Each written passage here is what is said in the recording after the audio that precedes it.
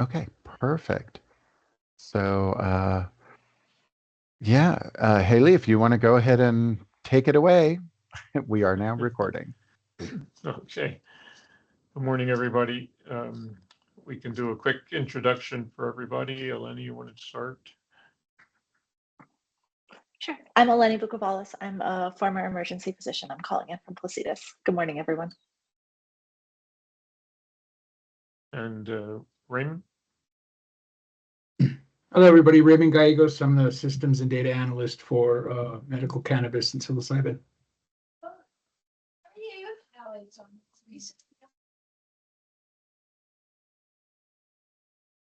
Sorry, I'm in a foreign location where sometimes there will be noise in the background. So if I mute myself and I forget to unmute myself, let me know. Brenda? Good morning, everyone. Brenda Martinez. I'm the Deputy Director here with the Center for Medical Cannabis and Psilocybin. Carmen? Hello, everybody. I'm Carmen Batista, health educator with the Department of Health, Medical Cannabis, and Psilocybin. Selena. Good morning. Selena Montoya. I am the financial coordinator for the Department of Health, Medical Cannabis, and Psilocybin. And Jonathan? Hello, I'm Jonathan Moucher. I'm the management analyst for medical cannabis and psilocybin. And Dominic, can't forget you. Oh, please go right on ahead and forget me. That's okay. Dominic Zerlo, and director for the Center on Medical Cannabis and Psilocybin. Okay, thank you. So there was an agenda published. I don't have it. Again, I'm on my iPad, so it's a little harder to maneuver to bring windows together here. I don't have does somebody have the agenda that they could maybe put up on their screen, or we could just move through? We could just move through. So the next item is really the updates from the program. So I can kind of go through that. It's really, we're looking at getting ready to do the contract for our cannabis survey that we do every year. That's done in the spring. And so we're getting ready to do the scope of work. It's not going to be complete, of course, just yet. Part of it is we're waiting because the report you all are working on will help us to inform some of those questions. And we did get a few questions in our last meeting that we're going to add on in. We are also going to be adding a few questions on psilocybin. And so we'll have that. The other aspect that I just wanted to, this is more of a staffing update. We have a couple of additions. And as I kind of mentioned before we went on record, we sort of invited a few more people from the program on. Part of it is Raymond, who is joining us. He is going to help with ensuring that the final report is actually in the correct format, is organized, everything else. So he will be helping us with regard to that. Has a lot of experience with doing that. Raymond used to actually work in our Office of Policy and Accountability, which handles all the legislative analysis, all of that. So he knows exactly how we have to set things up for reports to the legislature and all that sort of thing. So that's going to help greatly. And he just joined our team here in this last few weeks. And then Johnny, who is also on, is also a new member of our team, joined us about a month ago, and is going to be helping us with regard to the finance. So that includes things like the taters, which are the travel reimbursements, things like that. And so he'll be helping us with regard to all of that. So from a staffing standpoint, we have those changes. I also wanted to let you all know is I'm proud to be able to announce, and this is the first time in one of our public meetings that I get to announce it, is that we have actually hired a new medical director. It is Dr. Robert Truckner, and he will be starting with us in the office on Monday, October 27th. So just a couple of weeks from now, and we're really looking forward to him joining the team. He has a lot of experience with, oh, go ahead. Yeah. I was just going to ask, can you tell us some about his background? Yeah, he has a lot of experience working both on the federal regulatory side as well as emergency rooms. And especially one of the things that we really need at the moment while we move into the policy aspects of like psilocybin and some of the changes that are happening with regard to cannabis, we really need that assistance with somebody who understands regulatory aspects from a clinical and a medical side. And so he really is coming to us with that from both angles. And so it's going to be very helpful because we are looking at what kinds of changes need to occur as far as us implementing the psilocybin program, especially. But that may result in some changes as well on the cannabis side as we get a little bit more into it. But that remains to be seen. But yes, he's got, I mean, I should have pulled up his resume, but he's got well over 30 years of experience in the fields and working in medicine and regulatory agencies. So, and at the federal level, especially, that's going to be extraordinarily helpful, especially because both cannabis and psilocybin are illicit on the federal level and legal on the state level. So it's that fine line to walk. So it'll be very helpful. So, Dominic, would it be possible to get a list of the folks in the office and their contact information? So as we, for example, as Raymond, do you go by Ray? I think, or Raymond is fine, thank you. Raymond is fine. So that as we get further along in this, we can be in touch directly with some of the folks who, that would be helpful. Thanks. Absolutely. And we actually have one more position that we also have starting. Doesn't affect this particular committee, but we have a new one of our, let's see if I can remember, because we recently had title changes due to an architecture change they did in our state personnel office. But they are now senior public assistance representatives, which are our staff members who, yeah, it's amazing I could remember all that. But Yes, it's our staff you got members it. who, yeah, staff members who help the patients with enrolling, registering, and when they have questions about how to actually access the program, dispensaries, that sort of thing. And so we have that. We have another individual starting in one of those roles. And then also, we haven't announced it within our team officially yet, but I think everybody knows. But if not, I might have a slight faux pas. But Adrian Estrada, who is one of our health educators, he actually just got promoted. There's 3 different rungs on the health education positions, and he is now advanced to a senior health educator and actually starts that position officially tomorrow. So he's not able to be here today. He was actually at a conference with Brenda this last week, and so he's off today. So we've had a lot of changes and a lot of positive ones. And what this is all really going to do, and part of why I wanted to make sure that you knew this as part of the committee, is because it's really going to strengthen what we're able to do, especially, for example, having the data analysis side and really being able to actually bring things forward a little bit better than we have been over the last couple of years. So while we weren't able to get the epidemiologist yet, by the way, that position, and that's due to the way the budgetary asks are working for next year. We have already been working with our EPI division to talk with them about them designating someone a little bit more full-time to helping us with the EPI questions. So while we weren't able to create that position, and quite frankly, the reason why is while we could afford to hire an epidemiologist this year, we would not have the money after June because the governor has asked for us to have flat budgets. And so we would not be able to do that. We were going to do it through the psilocybin, some of the psilocybin funds. And for us having to stretch that out over the next 2 years, we wouldn't be able to afford that, quite frankly, at this time. So we're working on it from a different angle and to get that commitment from our epidemiology section to ensure that we have the support there. So we are doing that aspect as well. That's great. And once that person is identified, maybe Eleni and some of us can talk with them even offline and just talk about what our aspirations are, I guess, at this point. There's one other thing I think also related to personnel, and that's members of this committee. I mean, it's somewhat unfortunate that we haven't been getting the attendance in the last 2 or 3 meetings that we used to get. And I'm not sure exactly why that's the case, but both in terms of getting the participation that we need and also expanding the committee, I think should be an important issue going forward.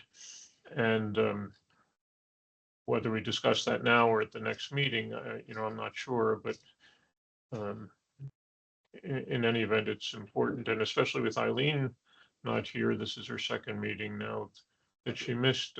It's hard to coordinate some things, particularly in terms of putting the report together, at least in its unfinal form, if you will, in its draft form. So maybe we need to have some kind of an off meeting, just a telephone discussion among at least you, Dominic, and Eileen and me about how to go about doing that.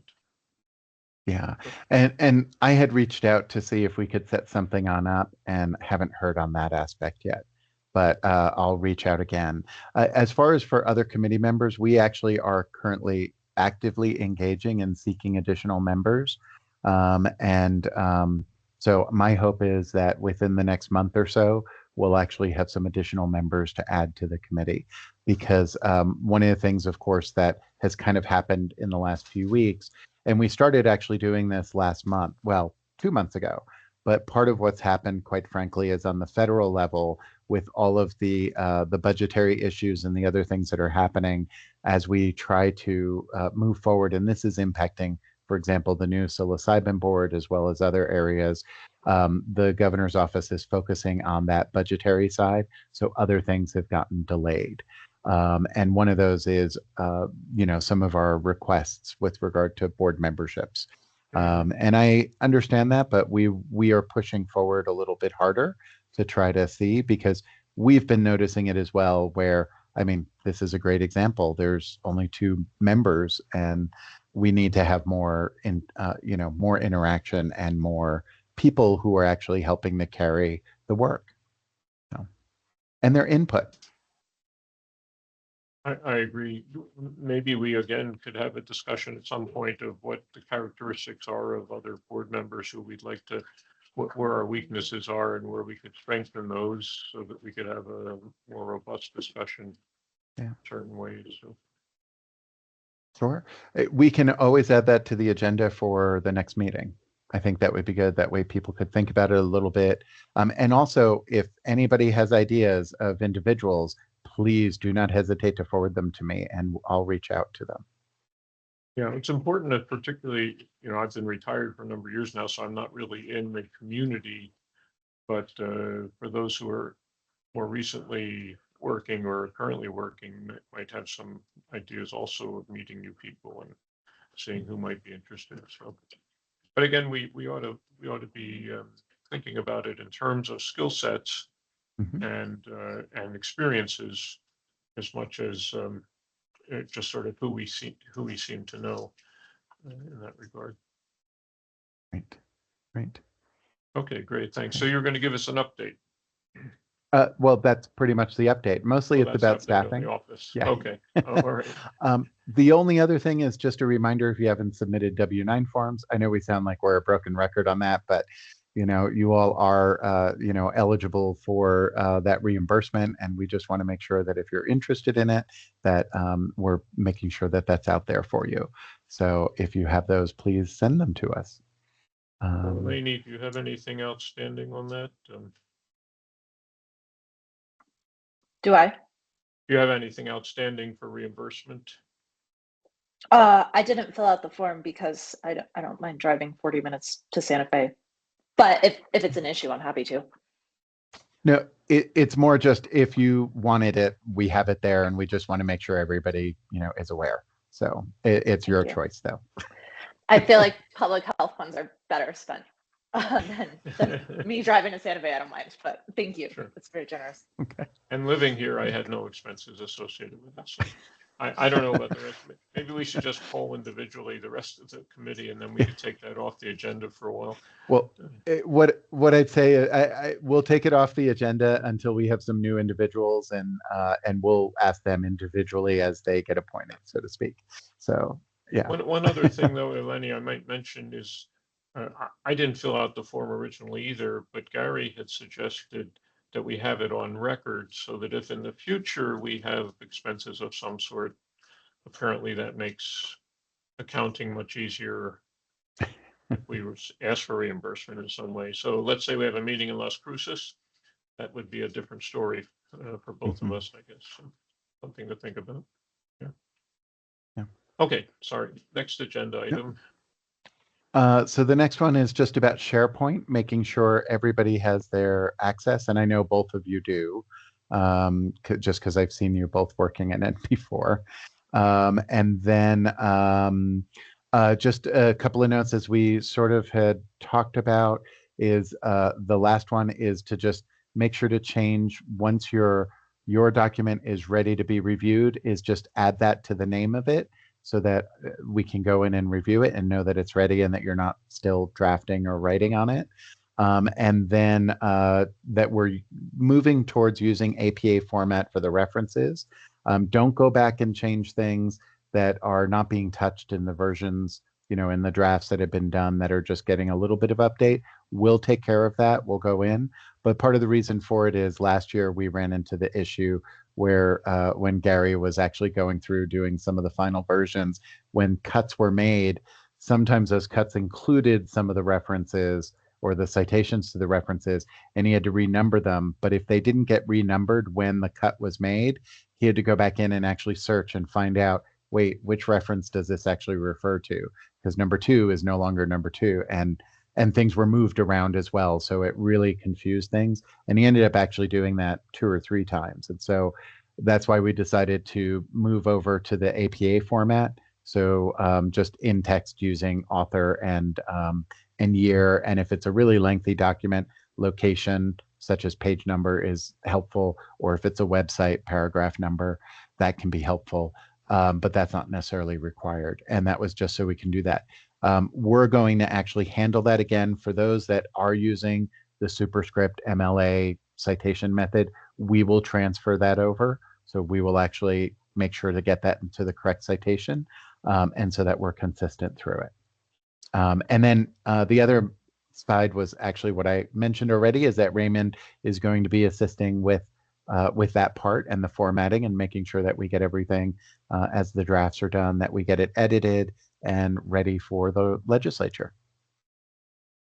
So maybe we should step through each of these because, and we obviously don't have others online other than Eleni and me in terms of their responsibilities, but probably contacting them individually at this point would make sense because obviously we don't know.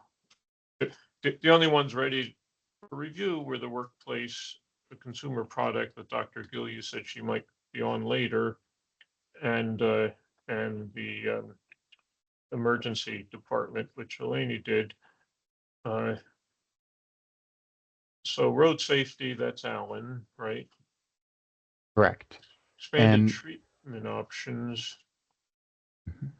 Who is, see, Gary's name is on a lot of these, so it's hard to remember who was responsible for the individual items.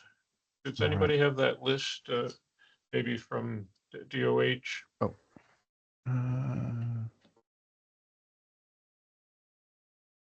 Dr. Gill has talk literature review on toxicity. Here we go. Yeah, sorry. This is one of those weird things where Gary gave it to me on paper form, so I had to pull out where I had it. So we have Eileen was going to work on the intro, Eleni on child access, Alan on road safety, you for workplace safety, percentage of ER visits was actually both of you on the call, educational needs, Eileen, consumer safety, Sabrina, percentage of poison control was going to be Haley, our epidemiologist, and Eleni.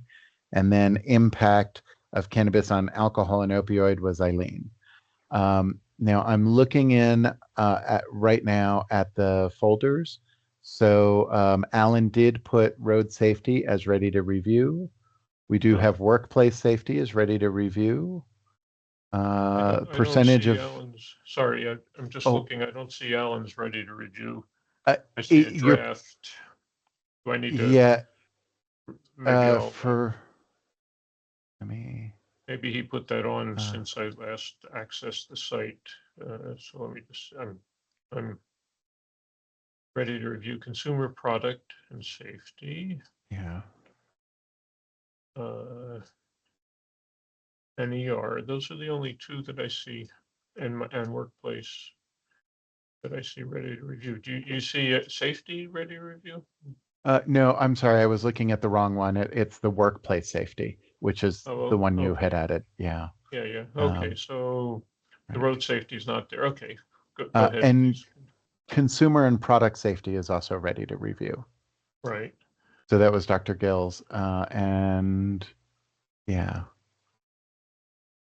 So that's So what we have I'll so try to far. contact Eileen again. I had sent her before the last meeting an email and left a phone message for her to discuss how we were going to do the joint things we were doing, and hadn't gotten a response to my knowledge. So I'll try again. And then you can check with Alan also. Now Gary was going to do the educational things, but those, now that he's gone, is there somebody else who will pick that up? Yes, Dr. I'm Gardner? actually reviewing through that as I'm able. So we're going to be working on that aspect. Okay, because we're Here at the getting, program. by November, he had originally hoped to submit everything by October 1st, but so few of these had actually been finalized, ready to review by October 1st, that probably a more realistic date would be November 1st, do you think, for submission? Yeah, I think at this point, November 1st is much more realistic. And I know in part we are looking at October 1st to give a little extra leeway just in case. And of course, just in case has happened. Right. Okay, good. Elaine, do you have any comments on these in general? Or? Yeah, I wanted to ask, and forgive me if I've missed this somehow, but uh is the poison data available? Because that's what I've been held up by. Oh, Like the hospitalization and the ED data is out there, but right. I thought Haley had sent that, but I may be mistaken. Let me like look through and she see. sent an email about the ED and hospitalization data, and so I was able to finish the emergency department Okay. one, but I didn't, and forgive me if I've totally missed it, but I didn't see the poison center data. Okay. Let me, it'll probably be quicker for me to email her directly. So I'm just going to shoot an email and I'll include you on it, Eleni. Oh, that would be great. Thank you. So that's all I need. Child access is done, except that I need to plug in like the applicable poison center data, and then obviously the poison section I can't write until I take a look at that, but it should be quick once I have it. And then I just in terms of the education section, like last year, pregnant women and breastfeeding and those recommendations, which I do think are one of the more relevant topics, kind of reviewing the more recent literature, that was moved into the education section. So that's not covered in child access this year.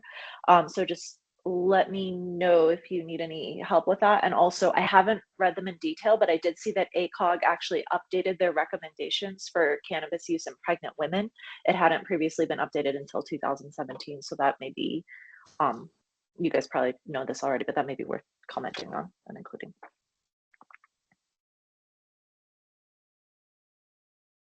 Thank you. Yeah, the poison control, right? So I'm looking at last year's due dates. I guess then that became partially this year's due dates, just on the Excel spreadsheet that we have. So who is doing, sorry, the impact of cannabis use on alcohol and opioid? Is that Eileen, did you say, Dominic? Yes, that is Eileen. Okay. Yeah. All right, well, we probably, in order to move these along, want to start making personal contact and, by phone or whatever, and Yeah. trying to get folks to deal with it. So, Right. okay. All right. Any other thoughts or comments on this particular area?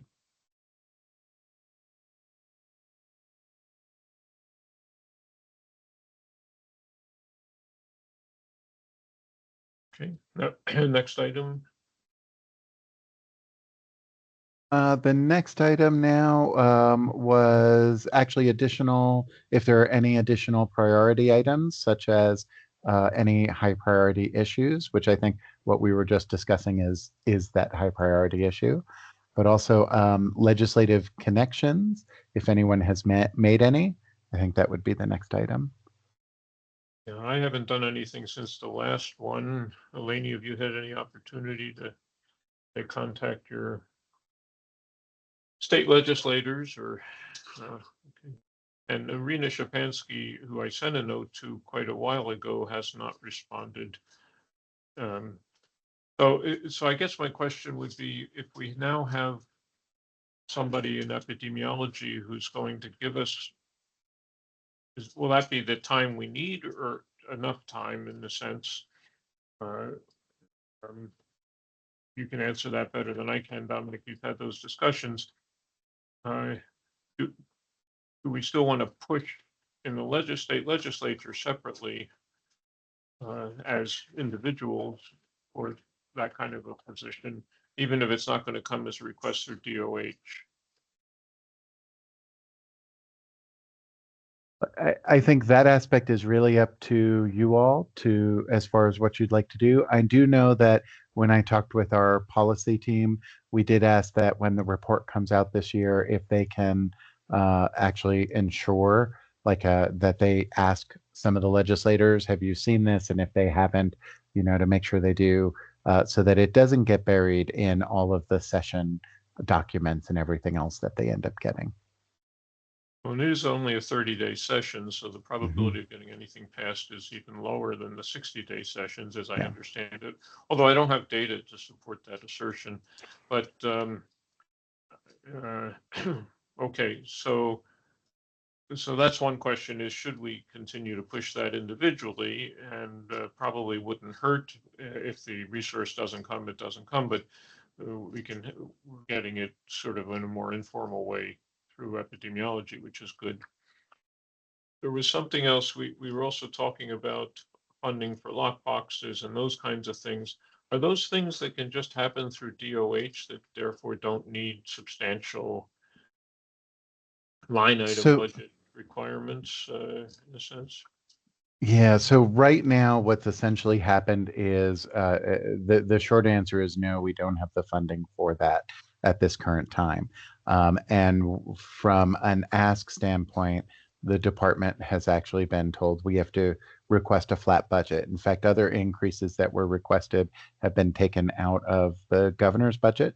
And mostly the reason for that is because they, of course, do have a lot of concerns right now with regard to what's happening on the federal level. And a lot of funds are going to have to go to support, for example, if things continue, they're going to have to support the reductions that are happening federally with regard to healthcare issues, premiums, all of that. And some of that actually happened. Some of those bills that actually were included in the special session last week include funding in those areas. But the anticipation is that more funding may be needed, depending on what remains or does not remain on the federal level. So the asks are just, we're at this point in time, we're not able to ask for increased funding for items. But that could also change as we get closer to the legislative session and other things are occurring at the federal level, depending on what that landscape looks like, quite frankly. So this is, of course, the common dilemma of prevention versus treatment, and public health versus individualized clinical care. And we'll have to see if there's some innovative ways to deal with this going forward, I suppose. The other area that I would think also we ought to be considering, there's much more health education going on sort of by billboards and by by TV ads that I've noticed relating DUI, but DUI for alcohol, not so much for other substances. I'm wondering if there's a way to get those recommendations, for increased health education activities, for public awareness at least, somehow integrated with the alcohol or the DUI approaches. So we're not just talking I mean, alcohol is important, obviously. I'm not suggesting we shouldn't include that, but to get cannabis included in some form. I don't think this would be as relevant for psilocybin, right? Because those are going to be guided type of activities overall, or is microdosing also part of that? Even if there is microdosing, which that's not been determined yet because that board has not yet been sat.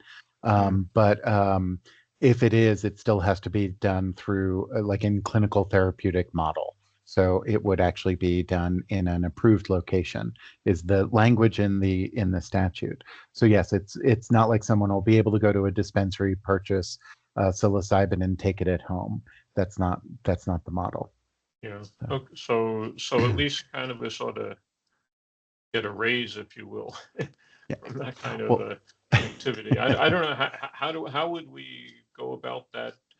It doesn't have to be done necessarily through the legislature in that case. We're actually working on that, and it's actually kind of funny that you say that because we actually just had, and most of the team that are on here don't even know this yet, but we actually had 2 of our videos from our center that actually hit the highest viewed videos for the Department of Health on our YouTube channel. And now those were both psilocybin related. However, what we also kind of noticed is it also created an uptick in some of our other center videos on cannabis.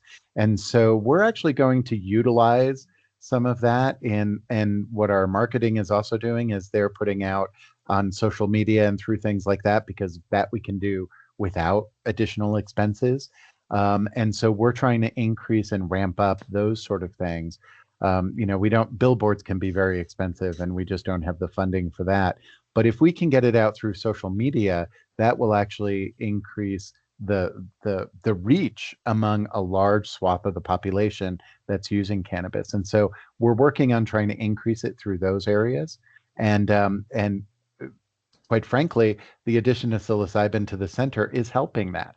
So it will be doing this in a synergistic way to be able to promote and talk about safety issues and things like that moving forward. So we're already working those angles, but we're also very open to if there are other ideas. So yeah, it'd be interesting to know in today's markets where people get their impressions most, right? So it might be YouTube, but you have to actively go to YouTube to find them, or take a link off of the website, for example, the DOH or other website. How else would they find them, for example? They link it through other social media as well. So we do Facebook and Instagram and TikTok and all different kinds of things. So it's not just the YouTube. It directs them to that channel to look and view the videos. Gotcha. Okay. Obviously, I'm showing my social media ignorance here, but in terms of having formerly been on marketing committees of corporations, but that's a different issue. But that would be interesting to see if there are any data on impressions and how well they're viewed, and maybe we could have that as a future committee discussion to see where else we could brainstorm, especially those who are more familiar with social media than I am, certainly, where else we could brainstorm to do that. And especially, hopefully Eileen will have her report on how other substances are changing related to cannabis use. But that might also be helpful in trying to do some linkages with, because you say billboards are expensive, sure. Ads on TV are expensive, sure. If you can somehow link ads without diluting messages, which is always a challenge, then that would be interesting also to see how we might make recommendations within our own reports here. Right. Well, and one of the things we can do is we can request our marketing and communications team to come and talk about these subjects and how we could actually have better reach. So I'll make that request from them or of Great them. idea. And if need be, rather than waiting to the 2026 report, maybe we add some broad language in the 2025 report about that, and then we can get more granular for 2026. Great. I think it's fantastic that you guys are sort of approaching this from this direction, because one of the major populations we want to target is adolescents and young adults, and probably social media is actually more effective for that than either billboards or television ads.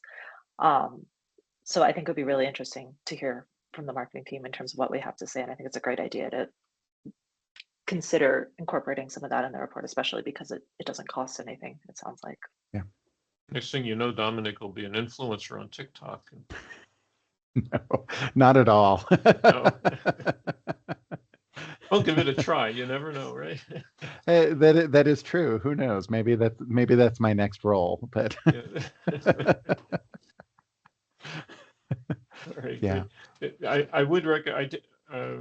Eleni, I'm not sure if you were on when I mentioned this. The Journal of the American College of Cardiology had an article in April, and I put the article into Zotero on the increase in cardiovascular, stroke, all mortality risk simply with the use of cannabis, and it's substantial in that article. And you may want to grab it off as a Zotero. If you can't find it, I can send it to you by email also. And then there was a study done. I think maybe you were on when I mentioned this. That was reported at a general surgery meeting yesterday about I think it was, I'm not sure this number is exactly correct, but 40%, you found the article there, Dominic. I think it was 40% of deaths in car accidents had, the subjects had cannabis in their system. And does it say that it was over the 35 nanograms or whatever the number was, that some states have used to claim impairment? There's not good data on why that should be a number, but something to that effect. It does show that the states that have set legal limits, they range from 2 to 5 nanograms. And the threshold average in the study was 30.7 nanograms per milliliter. So it was, we're talking 6 times or more. Well, 6 to 15 times more than whatever that limit is in the particular state. What I did do is I just put the links. The first one is to the American College of Cardiology, their announcement about the paper. And then the other one is to SciTech Daily, which is just their reporting on the paper about the traffic accident fatalities. So those are both there, but I don't have the direct access. I have to actually log out of this to be able to get the direct access for some reason into the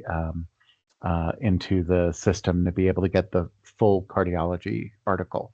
But that is in the Zotero. But I figured this would be a nice one as well, just their press release. It's very interesting. Yeah, and there's no, I don't think there was anything more, because I when I searched yesterday, there was just the press release, as you say, from the surgery conference organizers. So okay, great. Anything else at this point that we should be discussing? Anybody from DOH? You've all been quiet, muted. Except me.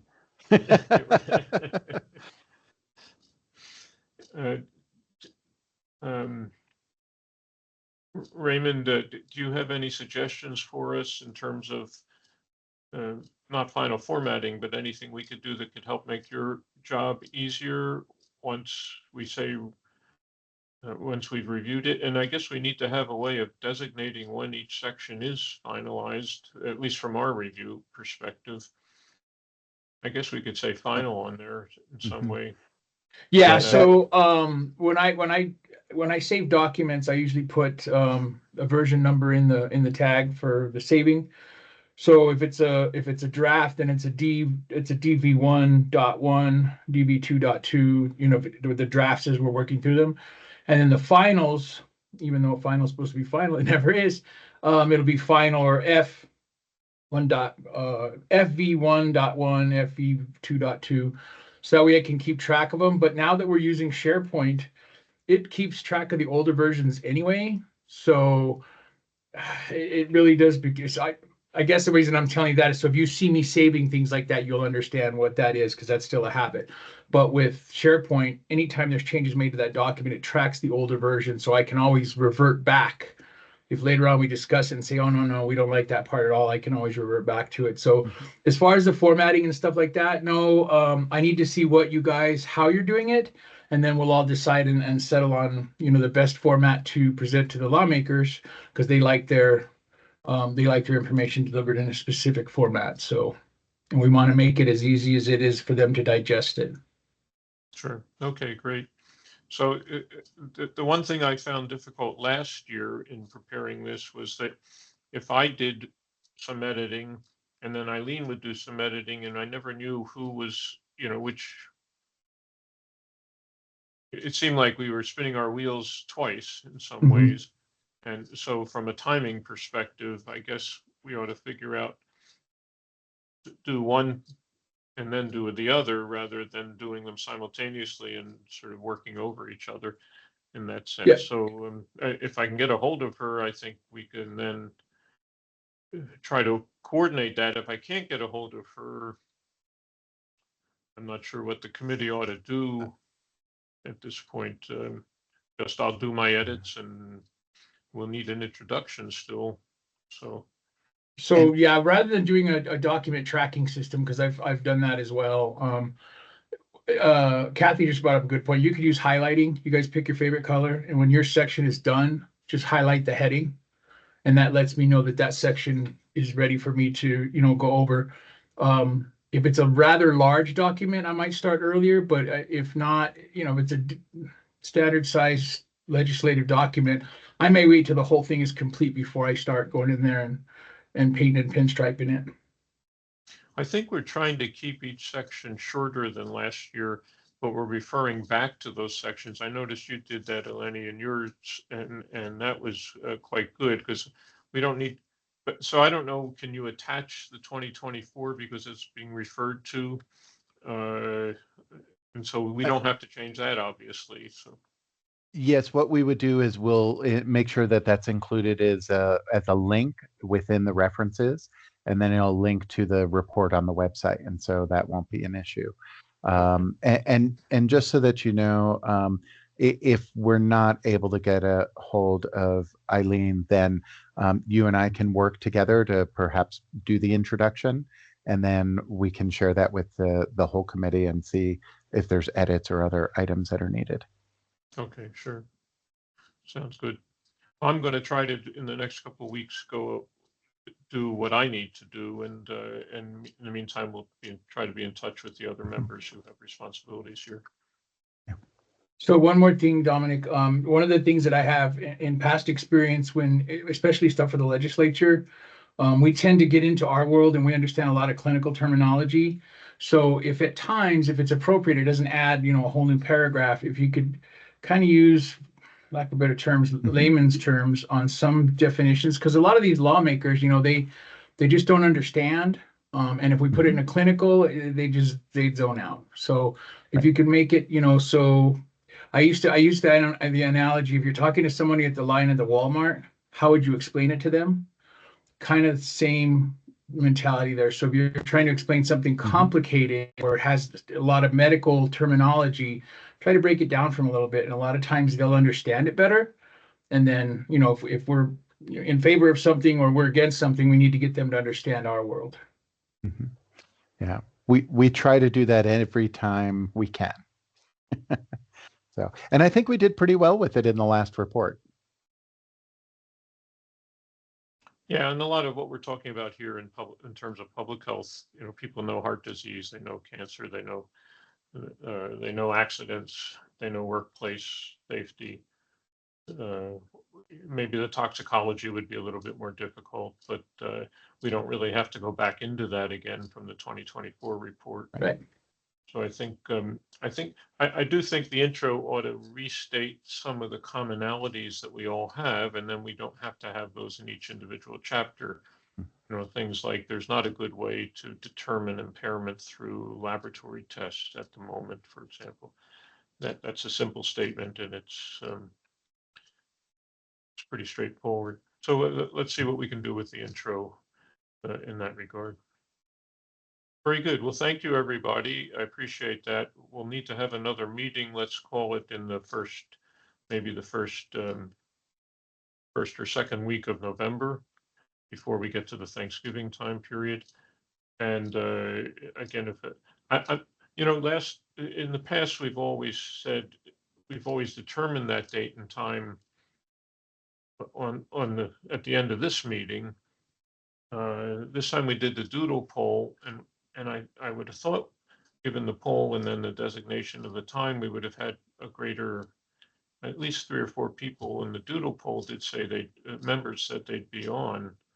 So I'm not sure what happened between then and now, but maybe there's a better way to make a decision on this. Shall we just come up with a date and time right now and tell people it's a mandatory meeting, and if they don't come, we're going to send the National Guard out to, oh, no, wait, sorry.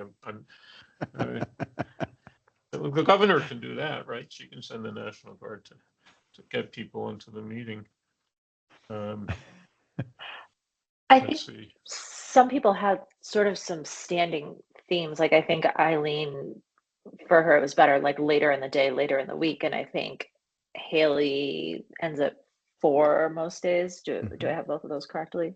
So maybe we Yes. should try more for like later in the day towards the end of the week, but like maybe at 3 o'clock or something, at 3:30 towards the end of the week. Would that? Sure, that would be fine. So there's Thursday the 6th, for example, or the 13th.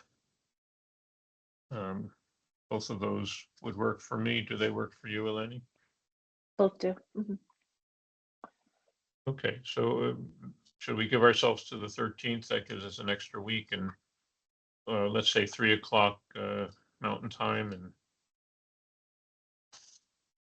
That sounds great. does Okay, that so work no, with DOH? And Haley Yeah, can we- be on and be done before 4.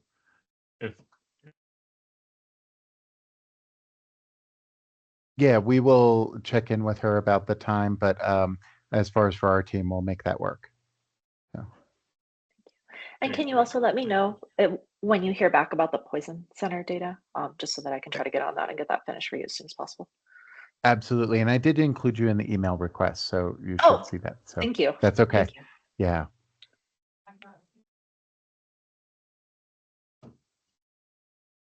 Okay, great. Well, thank you, everybody. Enjoy the 3-day weekend upcoming, and we'll talk again in 3 weeks. Thank you. Thank Thank you, Have a good one. everybody. Thanks, everyone. Bye-bye.